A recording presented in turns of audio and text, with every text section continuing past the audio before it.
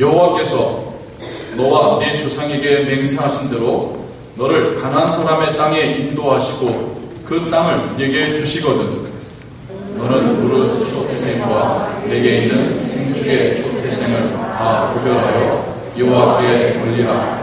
수컷은 여호와의 것이니라. 나귀의 첫 새끼는 다 어린 양으로 대속할 것이요 그렇게 아니하려면 그 목을 꺾을 것이며 너의 아들 중 모든 장자된 자는 다 대속할지니라. 장래에 내 아들이 네게 묻기를 이것이 어찌미냐 하거든 너는 그에게 이르기를 여호와께서 그 손의 권능으로 우리를 애굽에서 곧 종이 되었던 집에서 인도하여 내실세. 그때에 바로가 강팍하여 우리를 보내지 아니하매 여호와께서 애굽 나라 가운데 처음 낳은 것을 사람의 장자로부터 생축에 처음 낳은 것까지 다 죽이심으로 초태생의 수컷은 다 여호와께 희생으로 드리고 우리 장자는 다 대속하나니 이것으로 내 손의 기호와 내 미간의 표를 삼으라. 여호와께서 그 손의 권능으로 우리를 애굽에서 인도하여 내셨음이니라 외치니라. 아멘.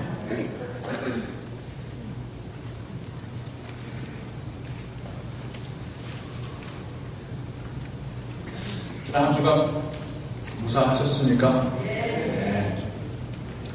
집 안에 있는데도 춥더라고요. 그렇게 추운 거 처음 경험해 봤습니다.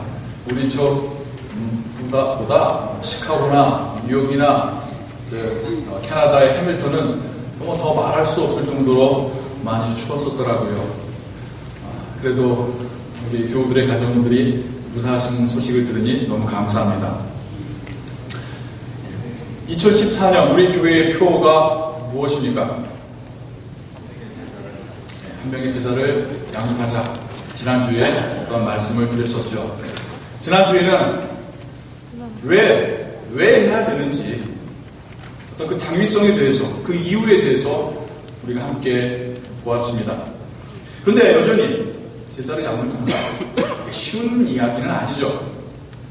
좀 방법론적으로 어떤 것들이 제자의 양육의 삶인지 어떤 그런 이야기들을 여러분들과 계속 해나가길 원합니다.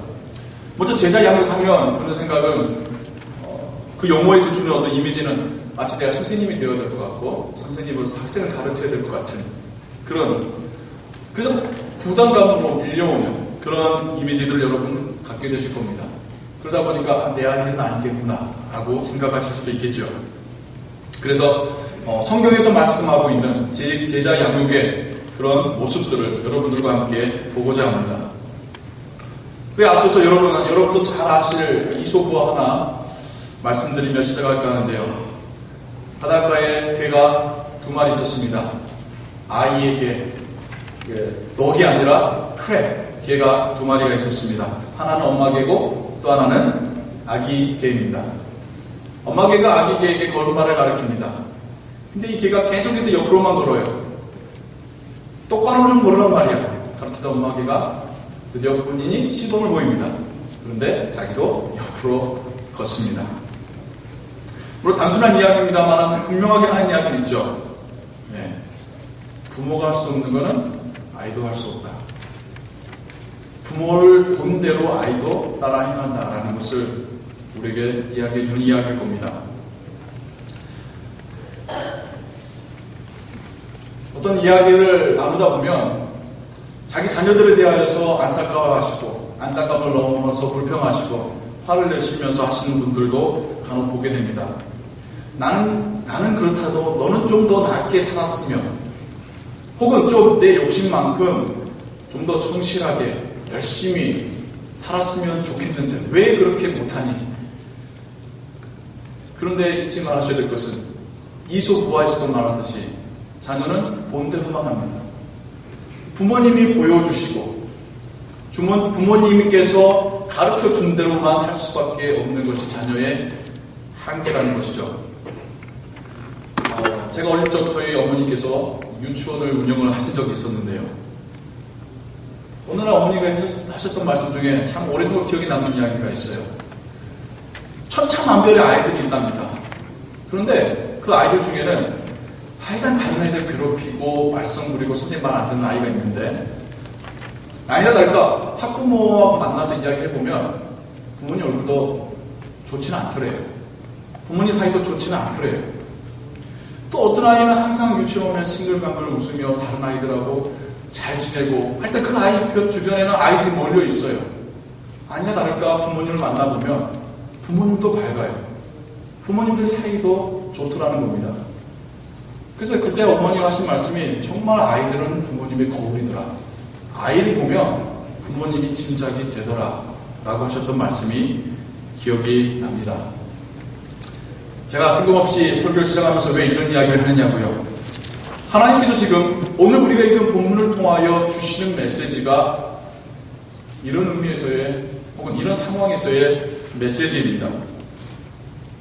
지금 이스라엘 민족은, 지금 이 하나님의 말씀을 듣고 있는 이스라엘 민족은 애굽에서, 노예 생활하던 그 애굽에서 하나님의 놀라운 역사하심으로 거기를 벗어나온 지 얼마 안 된 상황입니다.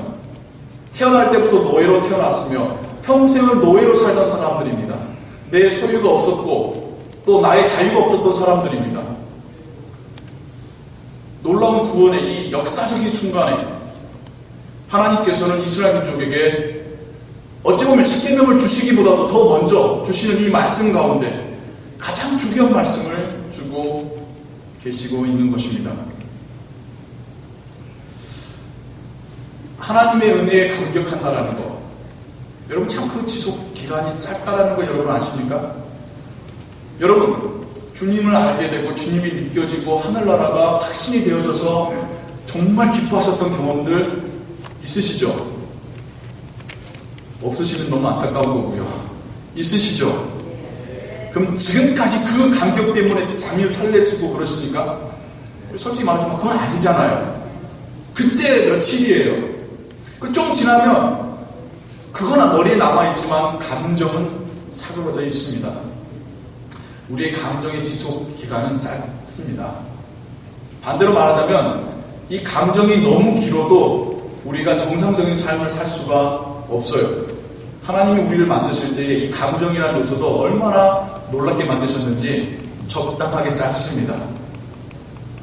그런데 이 신앙이라는 것을 감정으로 이해하시면 그럼 우리의 신앙도 짧아질 수밖에 없는데, 우리의 신앙이 계속 지속되는 방법으로 하나님은 교육을 말씀하고 계십니다. 하나님이 이스라엘 민족을 교육할 뿐만 아니라 그 이스라엘 민족의 부모님들에게도 자녀들을 교육할 것을 이야기하고 계시는 것이 지금 오늘 우리가 읽은 성경 본문의 요지입니다. 여러분 지금 어떤 상황입니까?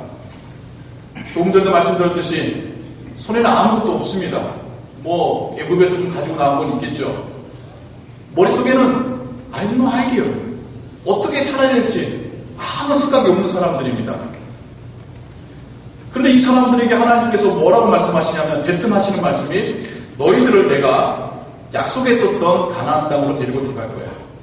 거기서 정착 생활을 하게 될 건데 거기서 추수하고 거기서 곡물을 치고, 그래서 난 첫 소산을, 첫 새끼들을 다 내 거야.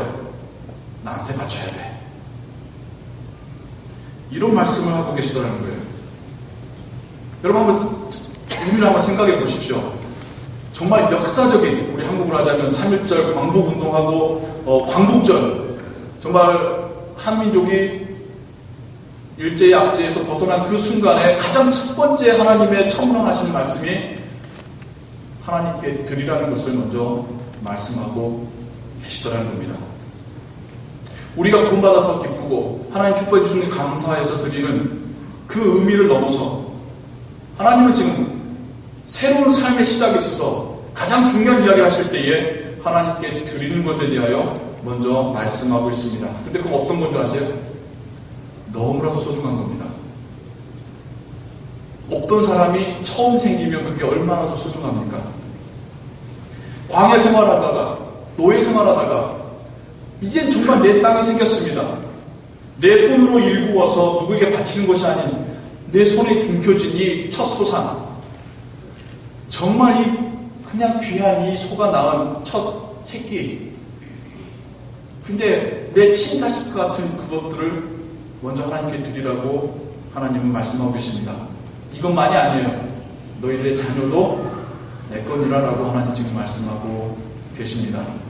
어느 정도로 강하게 말씀하시냐면 주기 싫으면 차라리 목을 부러뜨려 죽여라. 하나님 그러면 죽이라는 말씀이에요? 하나님께 드려야 된다는 말씀하시는 거겠어요? 하나님은 분명하게 첫 소생은 내 거니라 말씀하고 계십니다. 왜 이 상황 속에서 이 역사적인 가장 중요한 이슬람민족이 하나님의 입에서 나오는 말이라고 하면 뭐든지 다 들을 것 같은 이 상황 속에서 하나님은 물질 이야기를 하고 계신 걸까요? 여러분, 이스라엘의 그 다음에 이어진 역사를 보면 이해할 수가 있습니다. 충분히. 이스라엘 민족이 결국 하나님을 떠나고 하나님께 야단맞고 나중에 나라가 패망하고 다 그 근간에는 물질에 대한 욕심이 있습니다. 더 많이 벌고자 하나님과 우상신을 같이 섬기는 거죠. 하나님께 드리는 게 아까워서 속이고 훔치게 되죠. 그 모습을 본 자녀 세대는 더 악하게 행동하죠. 하나님과 이스라엘 민족, 하나님과 그 백성과의 그 신앙의 관계에서 물질의 문제가 해결되어야 된다는 것을 하나님은 분명하게 말씀하고 계시는 것입니다. 오늘날 크리스찬도 마찬가지입니다. 제가 잘하지 않는 이야기를 합니다만은 이건 분명한 거예요. 우리와 하나님 관계에서 가장 마지막에 우리가 통과해야 될 시험은 결국에는 물질의 시험입니다.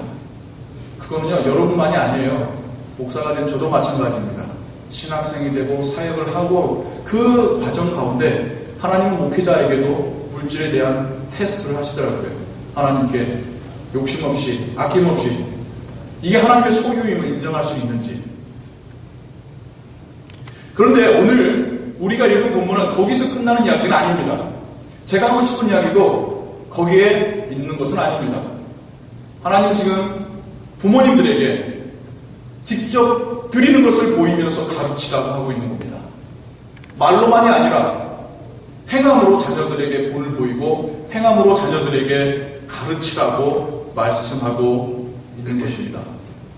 부모님이 말씀으로만 가르쳤을 때 자녀들이 따르는 거 보셨습니까? 부모님 속만 터지는 거죠. 부모님이 자녀들에게 보여주셨을 때 하나님께 정말 힘든 중에도 하나님께 드리는 그 모습, 바쁜 중에도 하나님께 시간을 드리는 그 모습, 자녀들이 볼 때에 자녀들의 머릿속에 정말 왜 저러시지? 충격이 있을 때야 비로소 여러분의 신앙이 자녀들에게 가르쳐질 수 있는 것입니다. 오늘날 부모님들은 그게 참 힘들어요. 저도 예배를 하진 않겠습니다. 나는 고생했으니 너는 고생하지 말아라. 혹은 나의 약한 모습을 너는 몰랐으면 좋겠구나. 그것도 하나의 사랑의 모습이겠죠. 근데 그 아이가 살아갈 인생은 그 아이 평생 지켜주실 겁니까? 그 아이의 신앙을 평생 여러분들이 보장하고 교회에 멱살 잡고 데려가시겠습니까? 아니죠. 그 아이가 자기 발로 하나님께 나와야 됩니다.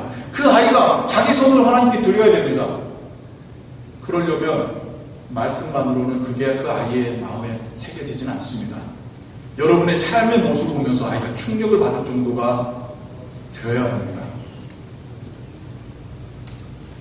다음으로 하나님은 오늘 이 구절을 통하여 이스라엘 민족에게나 우리에게나 하신 말씀이 이 아이의 소유권은 내게 있다는 것을 지금 말씀하고 계시는 겁니다. 하나님은 첫 소생을 하나님께 드리라고 하는데 가장 중요한 포인트에서 가장 마지막에 누굴 이야기하시냐면 자녀들을 이야기하십니다. 어찌 보면 하나님은 부모님들이 하나님께 드리는 것 중에 가장 중요한 것을 가장 마지막에 이야기하고 계신 거겠죠. 자녀입니다. 그렇지 않습니까? 우리가 정말 극한 상황에서 하나님께 드릴 수 있다고 할지라도 가장 마지막에 드리게 될 게 뭐겠습니까? 아브라함에게 이삭이었듯이 우리에게는 우리의 자녀겠죠. 부모님들이 내가 대신 아파도 내가 대신 사고를 당할지라도 내 자녀만큼은 무사하고 잘 됐으면 하는 게 부모의 마음이지 않겠습니까? 물론 하나님께서 아이 죽이겠다는 게 아니죠. 그런데 하나님은 분명하게 이 아이의 소유권은 너에게 있는 게 아니라 내게 있다라고 말씀하고 계십니다. 우리의 자녀는 우리의 소유가 아닌 하나님께 속하였습니다. 이건 우리에게 신앙의 한 부분이 되어야 됩니다. 우리의 고백이 되어야 됩니다. 하나님께서 우리의 자녀 받아주고 마시고의 문제가 아닙니다. 우리가 우리의 자녀를 놓고 하나님께 이 정도만요 협상하거나 타협할 여지가 있는 것이 아닙니다. 내 생명도 하나님의 것이었듯이 우리의 자녀도 그 생명은 하나님의 것입니다. 그들의 인생은 내가 살아주는 것이 아니라, 내가 인도하는 것이 아니라 하나님께서 인도해 가고 계십니다. 부모님의 원대로 키울 것이 아니라 하나님의 뜻대로 교육해야 할 것입니다. 부모님을 기쁘시게 하는 사람으로 자랄 것이 아니라 하나님을 기쁘시게 하는 사람으로 자라야 할 것입니다. 이걸 기쁘게 여기는 부모님이 신앙의 부모님이시겠죠. 그렇게 자녀를 교육할 때에 그것이 자녀에게도 축복이겠지만 결국 그것이 부모님의 신앙을 더욱더 굳건하게 세워가는 하나님의 은혜일 줄로 믿습니다. 자녀에 대한 말씀이 또 중요한 말씀이 신명기 6장 6절과 7절에 준비되어 있습니다. 이 말씀도 마찬가지예요. 가나안 땅 들어가기 전에 하나님께 다시 한번 이스라엘 민족에게 교육하시면서 하시는 말씀이 이런 말씀이 있습니다. 우리 함께 읽어볼까요? 시작. 오늘날 내가 네게 명하는 이 말씀을 너는 마음에 새기고 네 자녀에게 부지런히 가르치며 집에 앉았을 때에든지 길에 행할 때에든지 누웠을 때에든지 일어날 때에든지 이 말씀을 강론할 것이며 너는 또 그것을 내 손목에 매어 내 미간에 붙여 표를 삼고 또 내 집 문설주와 가까움에 기록할지니라. 아멘. 자녀에 대해서 말씀하시는데요. 한번 보실까요? 7절 한번 보실까요? 7절 보시면 하나님이 언제 교육하라고 말씀하십니까? 부지런히 가르치는데 집에 있을 때나 바깥에 있을 때나 잠잘 때나 깨어있을 때나. 여러분 이게 무슨 의미인지 아시겠습니까? 이렇게 말씀드리면 여러분 쉽게 이해하실 거예요.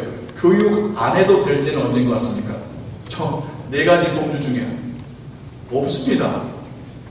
하나님은요 정말 우리한테 재밌는 표현으로 얼토당토하는 말을 하고 계세요. 하루 24시간을 자녀 교육해라 라고 말씀하고 계시는 겁니다. 물론 저 말씀의 중요한 포인트는 무엇을 교육할까도 중요하겠죠. 하나님의 말씀을 교육하는 것도 중요하겠죠. 그런데 우리가 놓치면 안 되는 게 있습니다. 얼마만큼의 시간도 중요한 겁니다. 얼마만큼의 시간을 내가 이 아이와 부대끼며 이 아이에게 보여주고 있는지, 이 아이와 의사소통하고 있는지, 이 아이의 생각에 내가 관심 갖고 있는지, 그것도 중요하다는 거예요. 오늘날 부모님이 자녀들과 함께하는 시간이 너무나 짧습니다. 뭐 그렇게 바쁜지요. 아이들이 학교 다니기 시작하고부터는 아침밥 먹을 때 보고 저녁밥 먹을 때 보면 잘 보는 거죠. 그것마저도 아빠는 또 아직도 회살이 남아있어서 방에 들어가고 아이도 과제본이 있어서 자기 방에 들어갑니다. 너무나도 부모님과 자녀가 함께하는 시간이 적어요. 무엇을 가르치느냐도 중요하지만 얼마만큼 함께 있었느냐도 또한 중요합니다. 자녀를 이미 출가시킨 분들에게도 마찬가지입니다. 비록 육체적으로 멀리 떨어져 있지만 그 자녀분들 위하여 얼마나 기도하는지 그 기도의 시간을 늘리셔야 됩니다. 그 자녀들에게 얼마나 연락해서 여러분의 신앙을 이야기하시는지 그 횟수를 늘리셔야 됩니다. 그래야지 자녀의 교육이 됩니다. 참 저도 힘듭니다. 저희 아이들도 아직도 철이 안 들어가지고요. 10분만 보고 있으면 이걸 왜 이렇게 쉽든지. 그러나 이 말씀을 읽으면서 제가 깨닫고 회개하게 됐습니다. 내가 이 아이와 함께하는 이 시간을 맞춰도 하나님께서 주신 축복이고 내가 이 아이를 지금 교육할 수 있는 시간인데 이걸 너무 힘들게만 생각하지 말자. 이 약속이 얼마나 지켜질지 모르겠습니다만 그런 다짐을 하게 되더라고요. 여러분 한번 생각해 보십시오. 여러분의 자녀들에게 신앙적인 모습 얼마나 보여주셨습니까? 여러분의 자녀들과 얼마나 시간을 함께 하셨습니까? 얼마나 그 시간을 귀하게 여기시고 잘 활용하셨습니까? 부모님이요, 집에서 자녀들 있는 데서 자녀들 들으라고는 하지 않으셨겠지만 부부간에 대화하시면서 교회에 대해서 불평하신다면 여러분 그거 아세요? 절대 이 아이는 교회에서 내받을 수 없습니다. 이거 정말 무섭지만 진짜 맞는 말입니다. 여러분들이 부지부식간에 알지 못한 채 운전하고 가다가 뒷좌석에 아이 있는데 생각하지 않고 부부간에 두고 험담하시잖아요. 그 아이는 그 사람 얼굴도 잘 모릅니다. 진짜예요.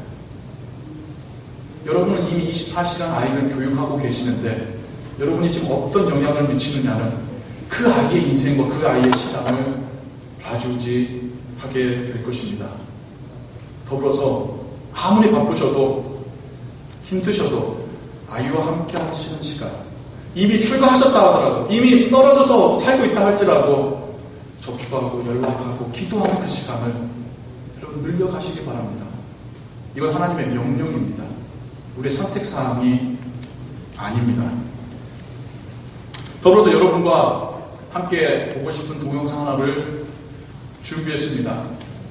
자녀 교육에 대해서 정말 저는 이 영상 같이 보면서 여러분과 함께 더 나누고 싶은 이야기가 있어서요.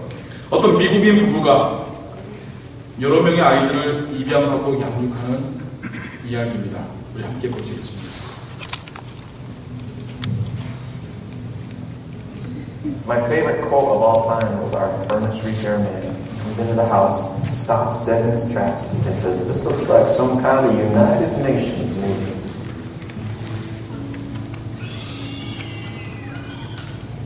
I was born in Bangkok, Bangalore, India. Connecticut, I was born in Romania.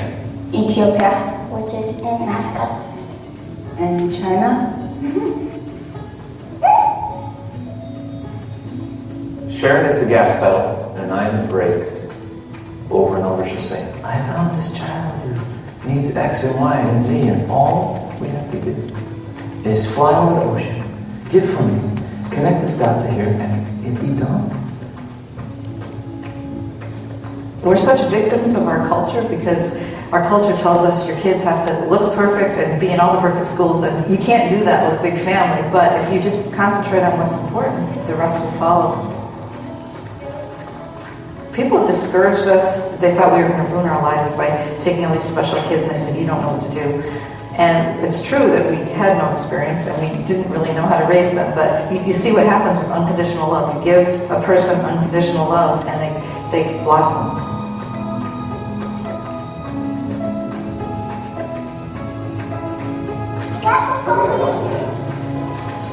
what happened next?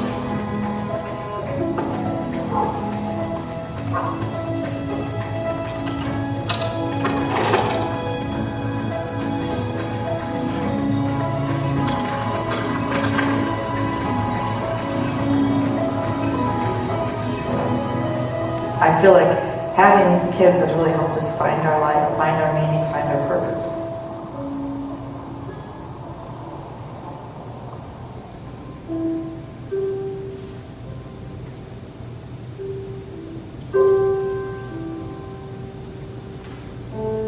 It took me decades to figure this out. There's no physical thing that you can buy that's actually going to give you true peace and happiness. And the pure joy that will come from a rescue and a ransom of a child's life is probably the most satisfying thing you can imagine.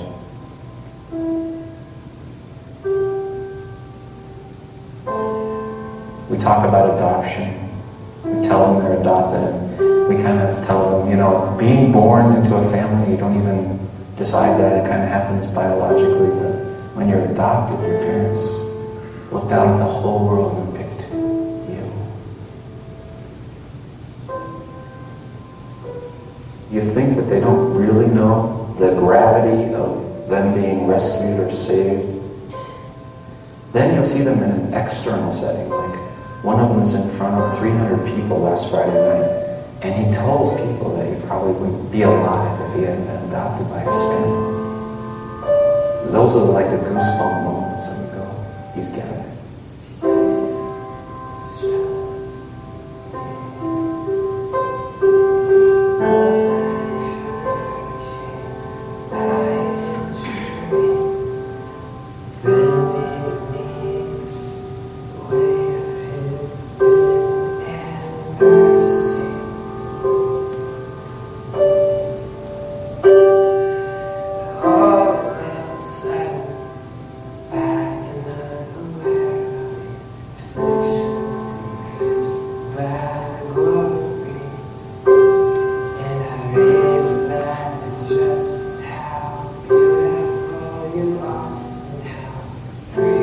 Romania, at least at the time when I was born, when you were born with a deformity, quote unquote,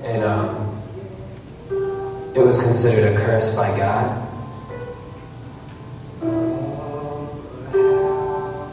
I was kind of distanced and not treated right, and kind of not really getting any care that a normal baby should, which is why when I was 1.5 years old, I weighed 9 pounds. It was rough in the first year of my life, but I lived. But no matter where you were before, it's like where you can be now, your past doesn't define that. This family has proven that. It's just like you have a dying boy from Romania or starving kids from Africa, and you bring them to a place where they can be, I guess, human to the fullest, and that's a generous thing. Family is everything. Family's fun.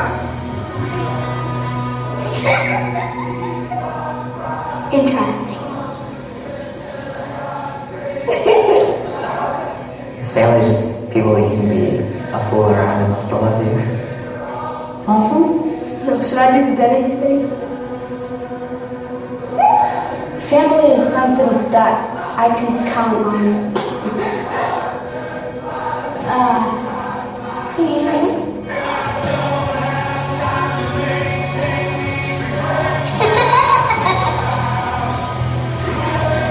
Family is adopted.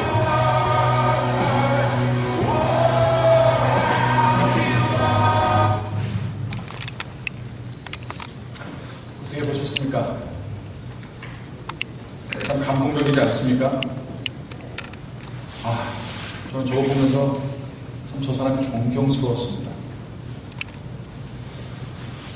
솔직히 참 제가 목사님 개인적으로 알거나 혹은 멀리서 아는 목사님들을 뵐 때에 저는 큰 교회에 담임하는 목사님보다 그들 별로고 유명하신 목사님들 뵈면 정말 저는 고개가 숙여집니다. 우리 정직하게 자신하게 한번 이야기해보자면 여러분 우리 저렇게 못하죠. 그게 우리의 믿음의 한계일 건데요. 한 명도 아닌 여러 명을 정상적이고 예쁜 아이도 아닌 힘든 아이들을 데려다가 저렇게 밝게 자기 인생을 자기가 살아갈 수 있도록 팔이 없으면 발로라도 먹고 발로라도 운전하고 발로 피아노 칠 수 있게 구김스럽게 키워내는 저 사람들 보면 전 저 사람들이 제자 양육에 너무 좋은 모습을 보여주고 있다라고 생각합니다. 우리가 하기 힘들다고 해서 포기해도 된다는 건 아닙니다. 여러분 우리의 인생 가운데 우리를 통하여 어린 생명이 다른 길로 자라갈 수 있다고 한다면 그건 너무나도 값진 일입니다. 감히 저는 말하고 싶습니다. 최고의 제자 양육은 입양이라고. 저도 많이 두렵습니다만 정말 기회가 되고 이제 저에게 자격이 생긴다면 하고 싶습니다. 한 생명이라도 저희 가정에서 하나님 사랑을 자라날 수 있다고 한다면 얼마나 값진 일일까, 그런 생각을 예전부터 제 아내와 함께 나누고 있습니다. 제가 자녀 양육에 대하여서 이야기하면서 굳이 입양이라는 이야기를 꺼내는 이유는 결국 우리의 자녀도 하나님으로부터 입양된 자녀 키우듯이 키워야겠다라고 하는 그런 깨달음을 하나님께서 주셨기 때문입니다.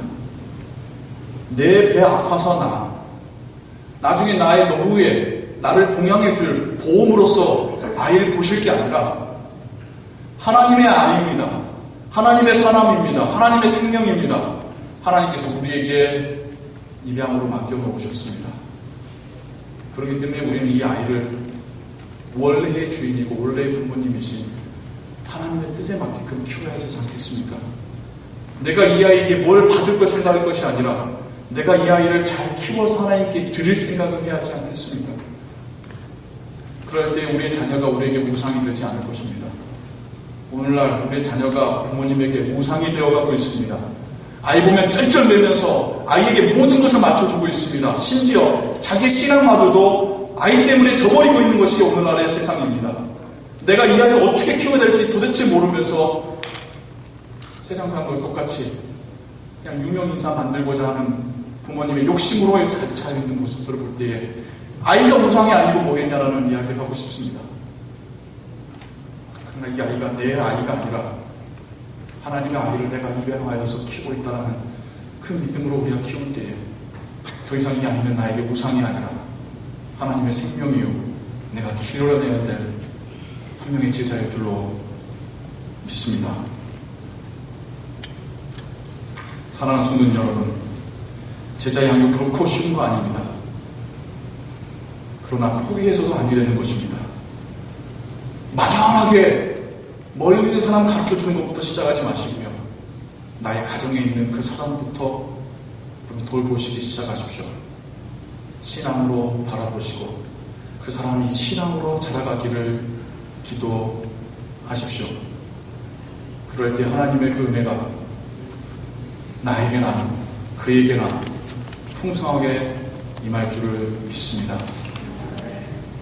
우리의 각 가정에서 이러한 결단이, 이런 기도가 하나님께 드려지기를 주님의 이름으로 축원합니다.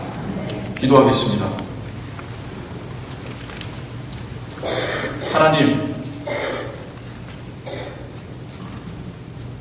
하나님께서 우리에게 주신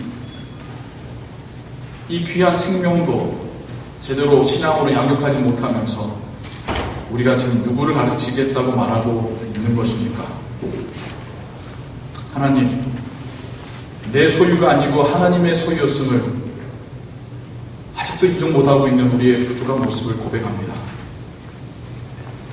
하나님을 기뻐하시는 사람으로 자라는 것은 두렵고 그래도 부모에게 잘하는 아이 되길 원하는 우리의 부족한 그리고 부끄러운 모습을 고백합니다.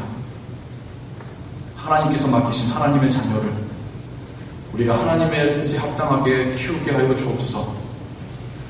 말로만 가르치고 교회에 위탁교육시키는 것이 아니라 가정에서 같이 부비고 대화 나누고 함께 시간 보내면서 나의 신앙의 모습으로 가르치게 하여 주옵소서. 아이 앞에 신앙의 교육자로 서려고 하니 너무나도 두렵고 부족함을 깨닫게 됩니다. 부모된 우리가 먼저 신앙에 있어서 성숙되어지게 하여 주옵소서. 아이에게 본이 될 만한 신앙 되게 하여 주옵소서. 이미 부모님을 떠나였고 또한 결혼하여 독립한 자녀들도 있습니다. 그들을 위하여 기도하기를 멈추지 않게 하옵소서. 더 기도하고 더 자주 연락해서 신앙의 유언을 남기게 하여 주옵소서. 부모님이 가장 바라는 것이 신앙이라는 것을 이야기하는 부모님들 되게 하여 주옵소서. 예수 그리스도의 이름으로 기도하옵나이다.